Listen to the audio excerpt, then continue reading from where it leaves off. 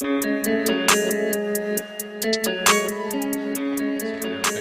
end up bringing back Verlander, which I fully expected to. Yeah, it makes sense. For the American League. Yeah, it makes sense that they bring him back. Yeah, they keep doing that. He's always going to be talking to the Yankees. Not falling for that shit again. No. I don't know why they got to get the Judge business done, but I don't know why they're not making a big push for Carlos Correa.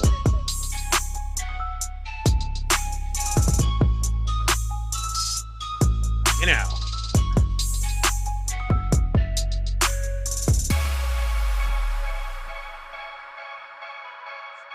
Oh, my Twitter handle? Don't worry about my Twitter handle. There's nothing on there. Sure we can. We can promote Jeff. That's fine. As long as I don't say anything untoward.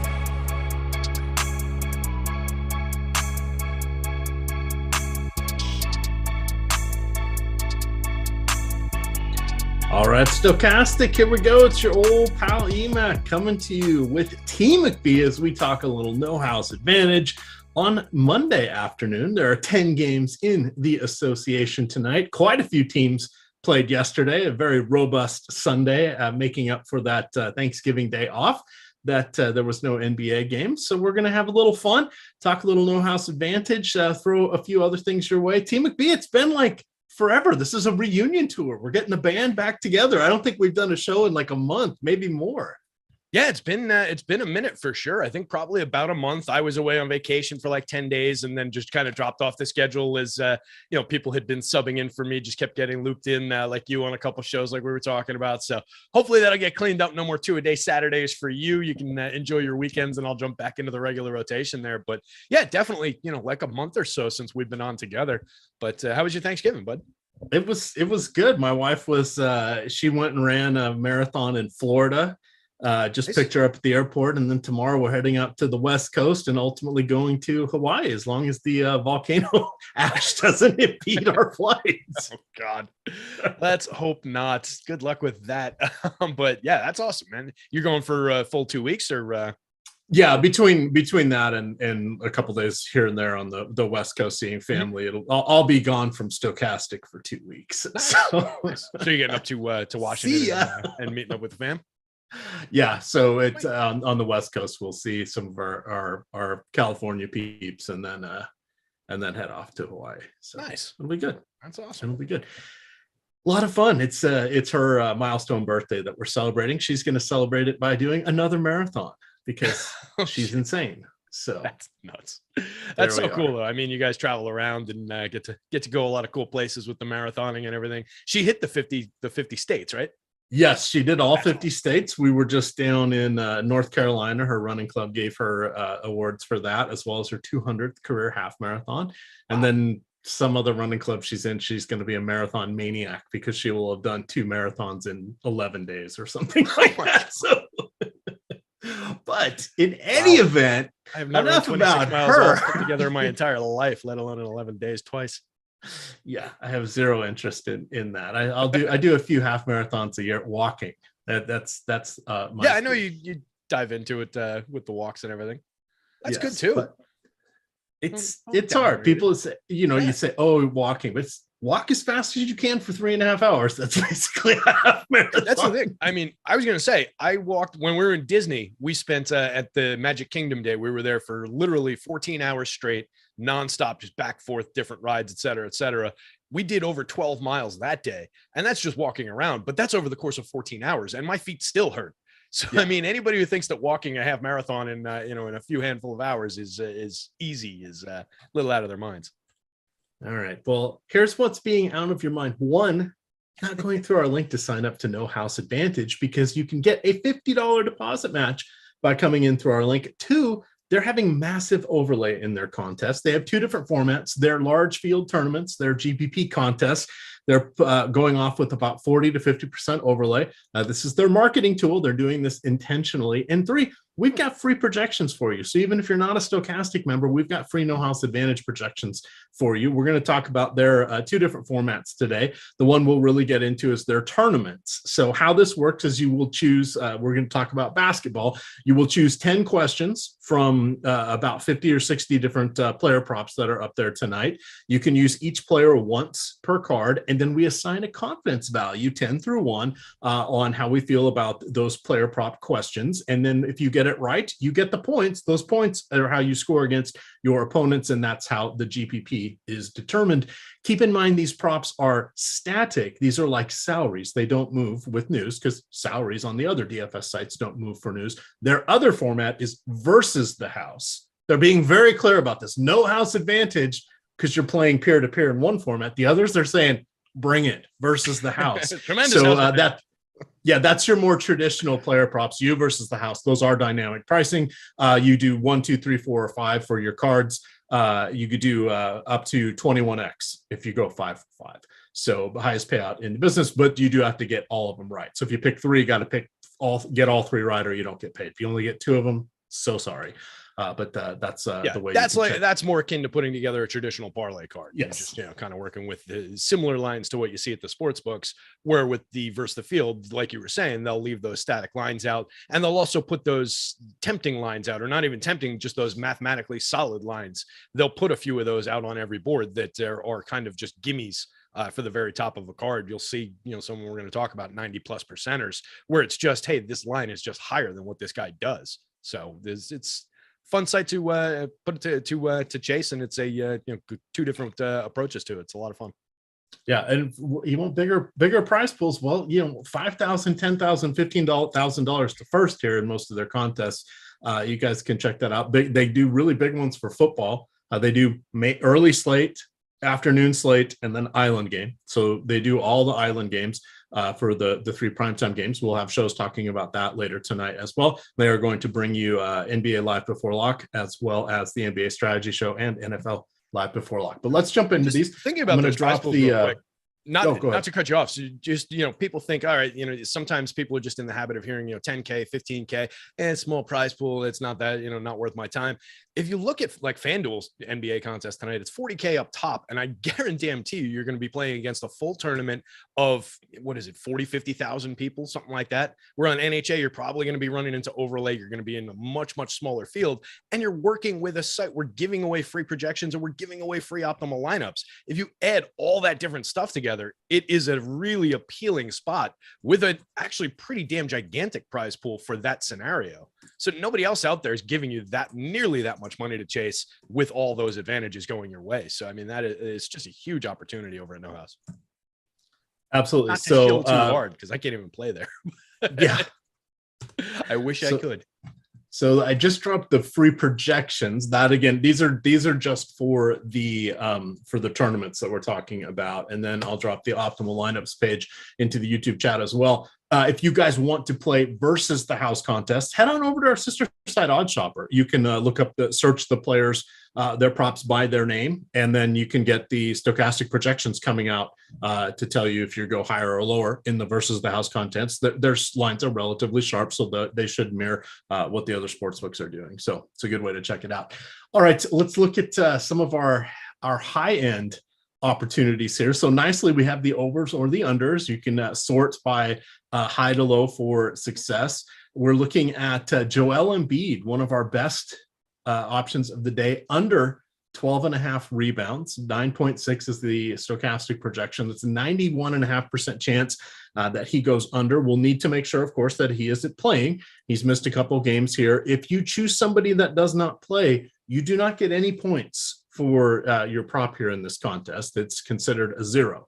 It's just, it didn't go off. It doesn't hurt you, but you don't win anything for it. So for those of you thinking you're smart by choosing someone who is out or doubtful, you don't want to do that. So let's assume Embiid plays 12.5. If we go back and look at his per 36, his other career numbers, he really only gets about 10 rebounds a game, Terry.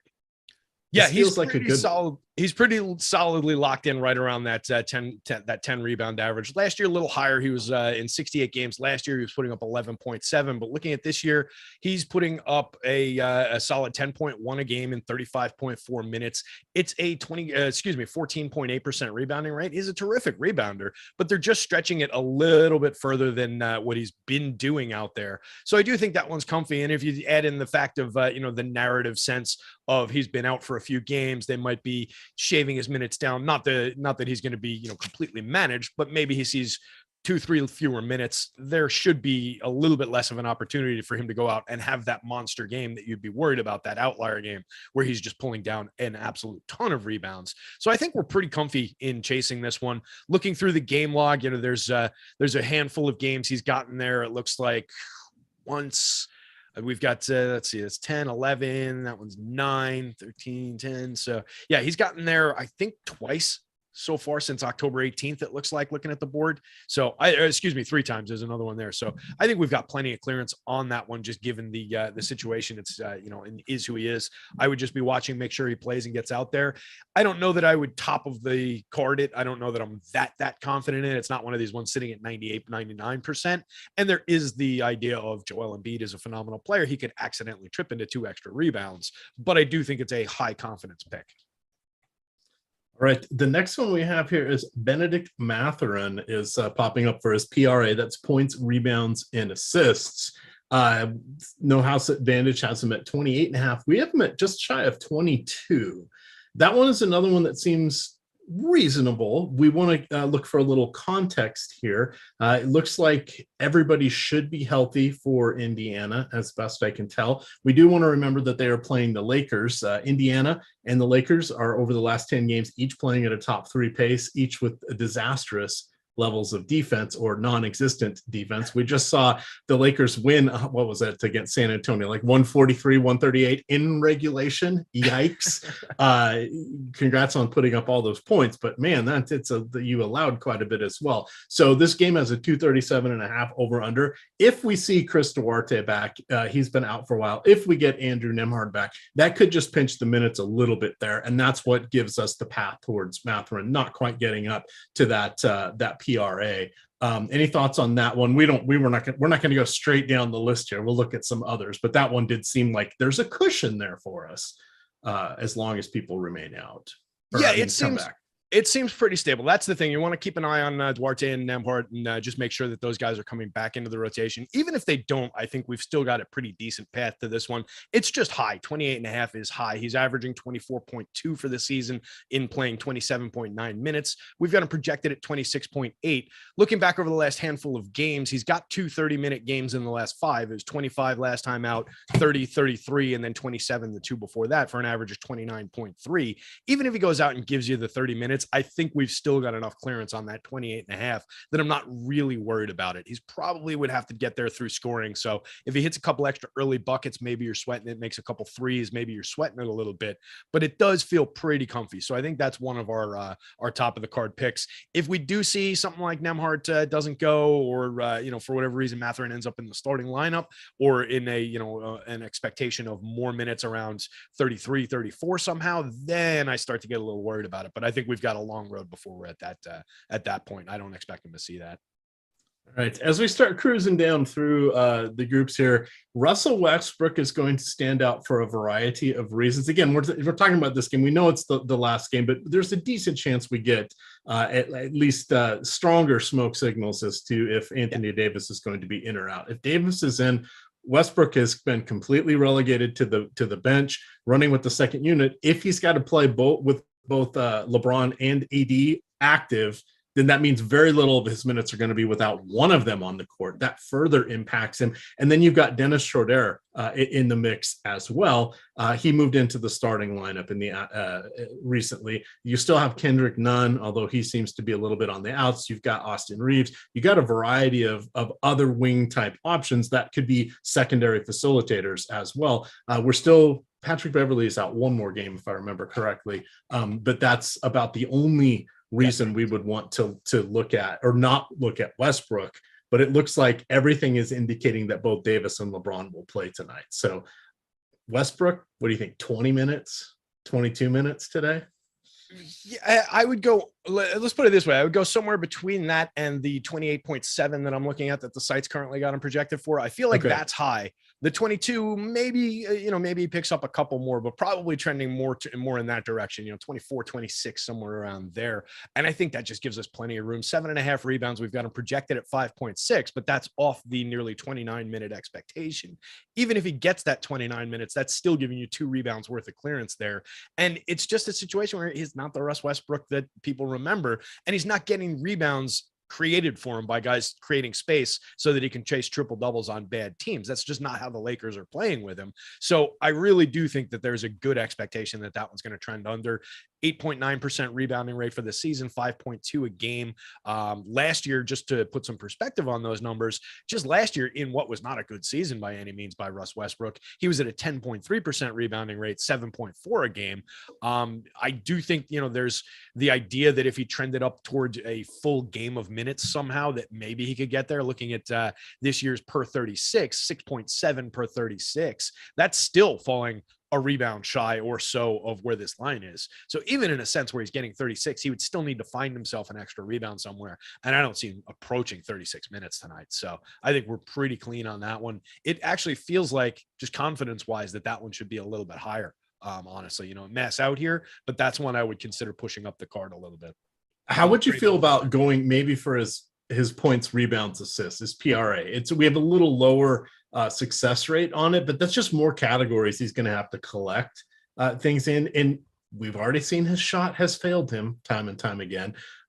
He could hustle his way into 6 rebounds in limited minutes, 7 rebounds in limited minutes. Perhaps we say, is he going to get the rebounds and the assists and the points with everybody with the exception of Beverly there? Perhaps not. I kind of like the PRA. Where do you land on that one? And then we can look at some overs, because it's more fun to root for overs, Terry. So they're giving us a little bit of room. If you look at each individual line, it was 29.5, and they've got it out at 31.5. So they added 2 to the total there that he needs to chase if you go to the combined PRA instead of any of the individual ones. We've got about 4 PRA worth of points in there in terms of clearance between the projection and what that line is. 75%, that feels fairly comfortable. You think of Russ Westbrook in terms of like, well, he is the triple double machine from back in the day. Guy averaged triple double for more than one season. I just think that's not the Russ Westbrook we're dealing with anymore. So yeah, that one feels fairly confident. Looking at the numbers for the season, 27.4 PRA average. That's exactly where we've got him projected. I don't really see him chasing that. And like we're saying, AD and LeBron on the court, expectation of reduced minutes for Russ, reduced role for Russ, unless he goes out and just goes nuclear and has a night where his shot's falling a little bit, he's making a couple buckets against the second unit and he just runs it up somehow. I think we're pretty clean there. So I like that one as well. All right. Shout out there in chat. D. Kevin says, thanks, you guys are fire. Almost took down the slate last night with Stokastic tools. Nice. Excellent. For those of you that want to get into these Stokastic tools, you can get them for an entire week. All of them. Yes, literally all of them for every sport for $5. Promo code thanks. That expires today. So jump in on that one. That is the Black Friday, Cyber Monday. And our thanks to you for helping us help you. Look at that. It's the circle of life. It's the circle of life. It's the gratitude circle. So let's look in honor of Elton John's retirement. Oh, that's right. He is retiring. My favorite was it Elton John, Kiss, or Cher that was doing the farewell tour? I think it was Cher doing the farewell tour. Well, this was I was listening to, I forget what the hell it was. It was something, but they had the final show in LA like a week or two ago, and whoever I was listening to goes, "Oh yeah, I'm running out to Elton John's final show." Now I fell for this trick in 1985 with Elton, but I'm pretty sure that this is really the last time. Yeah, 40 years later. Here we go. Yeah, exactly. Here we go. Exactly. And the Rolling Stones are still somehow playing. Indeed. Tyrese Haliburton. Excuse me, no house advantage. He's leading the league in assists right now. Yeah, he's good. You're asking, does he get over 8.5? I'd like to think so, because currently he leads the league with 11.1. That's ahead, 1.4 ahead of the second place guy. Who is it? Trae Young, of all people. He's there. This This is the perfect time to go with Haliburton. He's setting career highs in points and assists. This game has a 237 implied point total. I think that's going to be pretty good. Best part about all of this is Haliburton is just playing 33.7 minutes, and he's setting a lot of career highs. His field goal percentage is about where it normally is, and he's taking more shots. Same thing with his three-point percentage. So this is completely sustainable, what we're seeing from him, and I think that's something that we want to take advantage of. Terry, would you like to recommend one of these, since I've been leading the way here? I would like to recommend that my New York Knicks go back in time and redo their 8th pick from the 2020 draft and take Tyrese Haliburton, who went 12th when they took Obi Toppin 8th, a team that desperately needed a game manager, a floor manager, a guy who might someday lead the league in assists. That Tyrese Haliburton one just looks like the absolute best pick on the board to me. It's sitting at 94.2%. Like you said, he's averaging 11-1 a game, sitting at a 50.6% assist rate. Will that likely come down at some point during the season? Probably a little bit, but I mean, the kid is a phenomenal facilitator. So it's a spot I definitely feel comfortable with. Getting 3 points or 2.5 points clearance on that assists line seems very, very cozy to me. The next one down the board is kind of interesting. Bruce Brown sitting at a 2.5 assist line. We've got him projected out at 4.79. We've got him projected to play 32.4 minutes, which is a little bit of an extension on the 28.9 that he's averaged for the season. And in that 28.9, he's already giving us 4.8 a game with a 23.6% assist rate. So I think we're pretty clean on that one as well. We're kind of getting there in his normal expectation, and we're expecting him to be out on the court in a little bit bigger role, doing a little bit more tonight. So the Bruce Brown assist one looks really solid there. If you wanted to chase a different Tyrese Haliburton one, looking at his threes line there, the Eitan Shander Memorial 3-point prop, 1.5. We've got him projected at 3.05, and just looking at what he's doing on the average, he's taking 7.1 a game, shooting 37.8%, making 2.7. So we're basically over that on what he just does, on a normal night, unless he decides to take no threes and just pass every time and set his teammates up. I think we're clean on that one as well. All right. I see Tyler's asking in chat, what do we think about the Jaylen Brown points prop if Tatum and Horford are out? So Horford's going to sit. This is a back-to-back. Tatum was out last night. I don't know if that was, if he's really kind of doing a little injury maintenance, or if that was more of it's a back-to-back and we're playing the Wizards at home. We got this one. So we'll have to see here, but I think that's a good one to look at. So currently we have him or Brown with his points. I'm seeing just real quick. I'm seeing Jaylen with the Q tag and a clean report on Tatum. Ooh, are they going to flip? That's on tonight? One of the Roto sites, so it could be old or incorrect info. But these guys are relative. You are correct. Jayson Tatum is off the injury report. I'm seeing if there's a time that looks like that came out maybe within the last hour or two, but you are correct. Brown is on the injury report. So this might just be Tatum got the other night off. He gets this night gotcha. Off. They reunite in going forward. But I like the report. I think it's it's at least a reasonable one to chase. It just won't be created by a Tatum absence most likely. But yes, where I would add to that, I would say this is the kind of stuff you want to think about. It's 4:00 now. It's going to be a mad scramble near lock. You're going to be looking at your DFS lineups. You're going to want to remember what's good over at No House Advantage. You write down a few of these here, and you'd be like, oh, that's what I wanted to do. I was waiting for that news. Boom, boom, boom. You go get that information in quickly. The other thing you want to remember about No House Advantage is when it locks, everything locks. So there's no rolling start times. Yep. So you can't take advantage of later news, etc. But you can capitalize on, I have a good idea that yes. X is going to happen in the late games. And if you've got a little bit of risk tolerance to approach those situations where, hey, I was wrong, I was wrong twice, but I was right these 8 times. And those 8 times, you're going to cash in on some of those late opportunities. Somebody questionable in a big spot for a late game, but you have good line on, he's not going to play, kind of a situation where it'll boost these other guys up and create opportunities around certain props. It's a good idea to look at this board, like you're saying, around 4:00 and just create a series of if-then statements, right? You've got your locks up at the top. You've got your 90%ers, your high 80%ers, but then you've got other scenarios that are going to be created by, if this happens, X will go up. We've got reasonable expectations. So you can make, like you said, make a list of those. And then as things that are actionable start happening around 6 p.m., you can change up your card. You can make other entries, and people probably aren't going to be capitalizing on that as much for No House as they are, as they're chasing lineup builds at DK and FanDuel and so on. So yeah, I think it's a great opportunity for that. Just looking at that individual Jaylen one, just on the normal situation, if he's out there, we've got him projected 35.3 minutes. He plays 35.4 a night. It's a 65%er to go over on a 23.5 point projection line. We've got him at 26.2. So he's clearing that by a decent amount, averaging 26.1 a game, putting up 26.5 per 36. I think you're there anyway. It's not the strongest pick on the board. And if he was actually somewhat questionable or banged up with it, it says stiff neck. That's another indicator to me that it's just a rest night, and he might not play. But if he's out there, I would expect full blown Jaylen Brown. I almost said Jason Brown, and that's just nobody. But I would expect full blown Jaylen Brown here. And yeah, I think you're pretty good on that points prop. All right. Tyler comes back, says, how about Tatum's threes? Yes, that would be one to look at tonight. And then he says, hey, do you guys use the app? I'm able to late swap on my app, and maybe my account has a glitch. Had not thought about that. Usually I don't do any DFS on apps. It's all desktop. Occasionally I'll check my currently winnings by the phone, but everything else is done on desktop. That's actually a good point. I guess I haven't had a need to go back and try that. I do know everything used to log.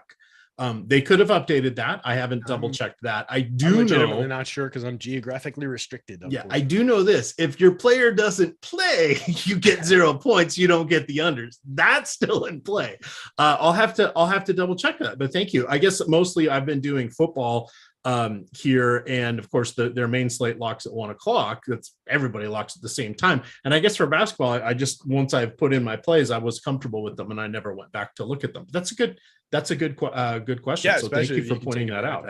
Of switching things up, and definitely if they're offering it via the app and not the site, that would be a major advantage for people to have.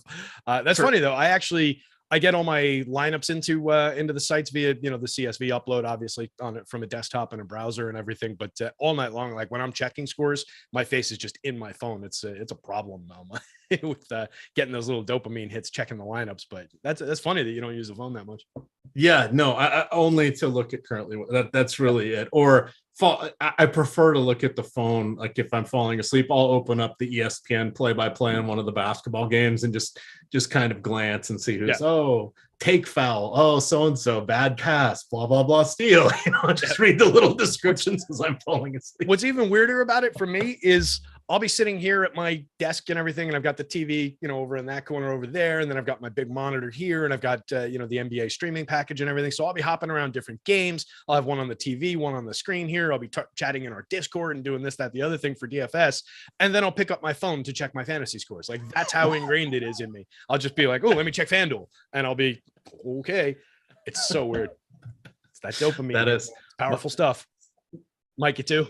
Yeah. Same for producer Mike. Yeah. For me, you guys get a little older. The phone's harder to read, especially in the morning or late at night. I have a little bit of trouble with the numbers. They're not blurry, but I just can't tell what they are. So that was endless entertainment watching my dad operating his iPhone. He's great with technology and everything, but he's got these these old fashioned man hands that are just not designed to hit those little buttons and everything with big meat hooks. So it's that, and then he's having issues with his cable boxes at home. They keep on freezing and resetting. So every time he wants to pull up any streaming app, he's got to enter his password now, which is just a whole 10-minute operation, remembering what the password is, scanning the thing, actually being able to type it. It's a lot of fun. Oh, good times. I guess you're not visiting again until Christmas. Is that what you're saying? Not visiting again until Christmas. So even if they're watching, hi mom, hi dad, they'll probably forget by then. Yes. Oh, good times. All right. Let's see. Tyler says it locks each player at the expected start time, not the actual game time. Okay. All right. So there we go. Give her a try. Thank you for pointing that out. That's it. It could be a glitch, or it could be the new feature. We don't know for sure, but Tyler's onto something. Tyler had super user access and he just blew it up. Somebody from No House Advantage is like, Oh God, we put the wrong code update. We've got to close this loop. So we'll see there. We'll see. Hey, I do think that Tatum 3-pointers one, regardless of what goes on with as far as the on-offs, though, that just looks like a good one anyway. It's sitting at 2.5. We've got him projected 3.2, 72.6%. He's taking 9.3 a game, making 3.3 a game. I think we're pretty clean on that one. And 35.2% from three. I think he'll probably go up by a couple percentage points over the course of the season, not down. So I think we're seeing the not bottom end of his 3-point shooting capability, but certainly not the top end either. So I like that one. All righty, let's give a couple more here. We're going to want to look to the Pelicans. We know for sure that CJ McCollum is out. I think Ingram is still doubtful. He's got dealing with a sore toe. You have Larry Nance, who's also questionable. This bodes well for Zion in the props because he should get a little bit more opportunity for rebounding, facilitation, but most importantly, scoring. And this is a good matchup for him against OKC. 232 implied point total in this one. We got a lot of games that are over 230 today. Yesterday there was nothing that was quite that enthralling, but today we've got 1, 2, 3, 4. The last 4 games of the slate are 4 of the last 5 games of the slate are up there. So I think Zion is someone to look for. And that's another thing you want to remember is everybody's going to rush for who's it, Jose Alvarado or whomever is going to be starting at point guard. There's trickle-down effect. While we may not go after that in DFS, all of a sudden these static props, because again, this is like the salaries for this contest. There's other ways to take advantages of that our DFS brains may not quite be wired to because we're thinking in a different angle.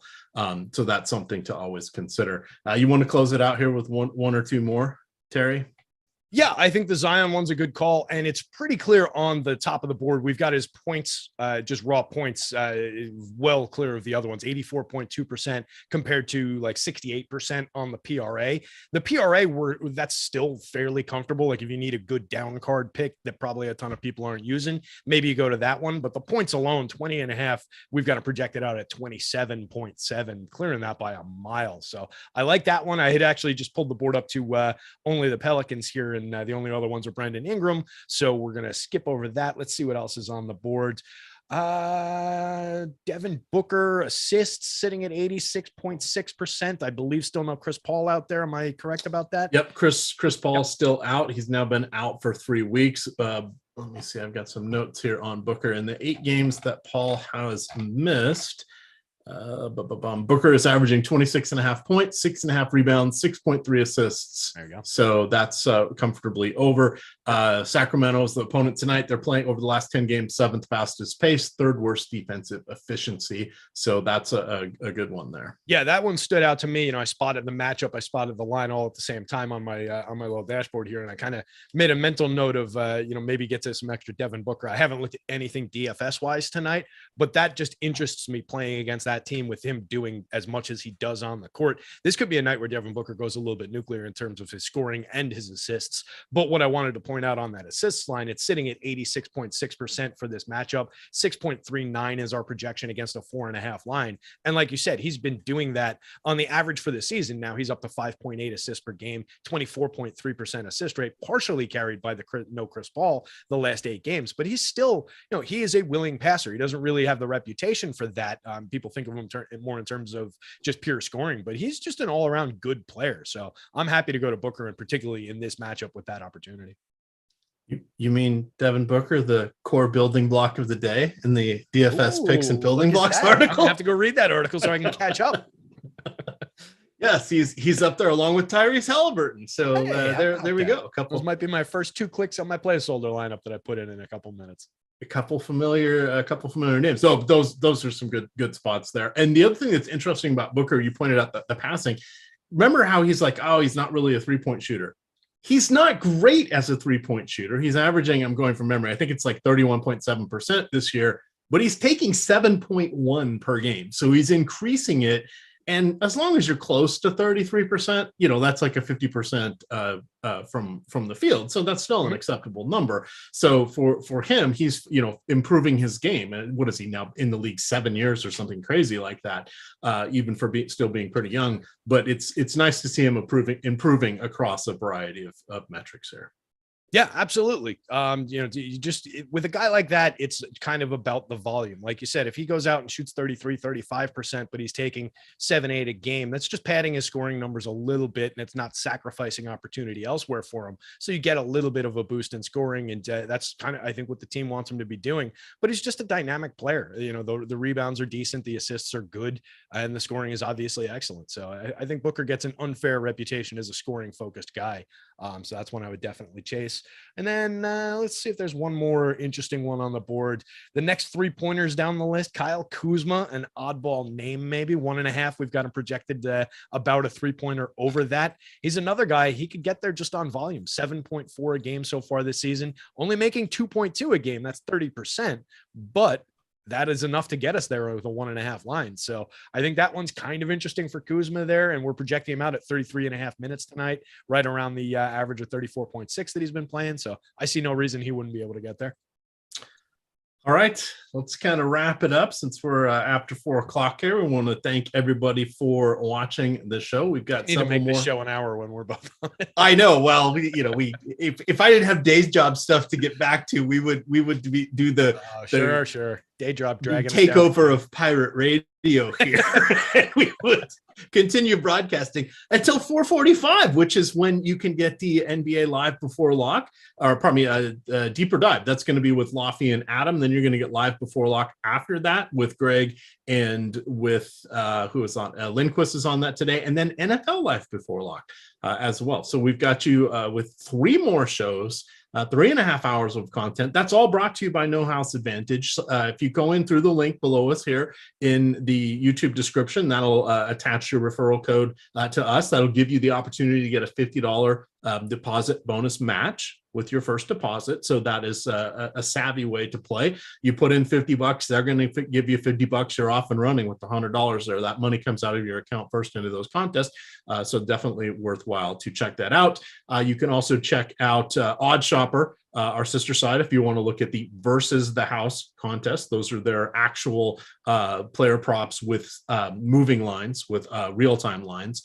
As opposed to the static lines, which is their version of salaries. And then the final thing, it ends today. Promo code THANKS, $5 with promo code THANKS, and you get a full week of Stokastic. Literally everything we have. Fantasy Cruncher, that's separate. Everything else is yours. Yeah, the Discord, the player projections, the player ownership, the various new tools that we have for lineup building, the 1v1 comparer, all the top stacks, leverage, everything is there.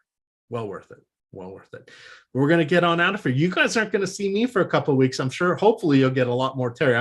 We should have just done a find and replace with my name with your name. Take care of that from producer Chris. He doesn't have to worry about setting up the schedule. But I'll be off for a little while, but you can follow Terry on Twitter at DigitalB21. I am at EMac DFS. And of course it is Stokastic _COM. With that, gamers, good luck.